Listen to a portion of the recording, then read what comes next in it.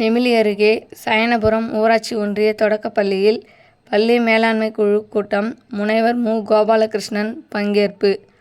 ராணிப்பேட்டை மாவட்டம் நெமிலி அடுத்த சயனபுரம் ஊராட்சி ஒன்றிய தொடக்கப்பள்ளியில் பள்ளி மேலாண்மை குழு மறுகட்டமைப்பு கூட்டம் முனைவர் மு. கோபாலகிருஷ்ணன் அவர்களின் மேற்பார்வையில் பள்ளியின் தலைமை ஆசிரியர் பரிதாபி மற்றும் ஆசிரியர்கள் விசாலாட்சி, சித்ரா, பிரபாவதி, செந்தாமரை ஆகியோர் முன்னிலையில் பள்ளி மேலாண்மை குழு மறுகட்டமைப்பு கூட்டம் நடைபெற்றது.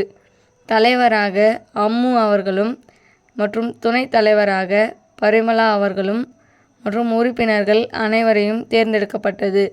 தேர்ந்தெடுக்கப்பட்ட பள்ளி மேலாண்மை குழு உறுப்பினர்களுக்கு முனைவர் மு. கோபாலகிருஷ்ணன் மற்றும் தலைமை ஆசிரியர் பரிதாபி சேர்ந்து வாழ்த்துக்களை தெரிவித்தார். இறுதியில் அனைவரும் உறுதிமொழி எடுத்துக்கொண்டனர். உறுதுணையாக இருப்பேன் என்றும்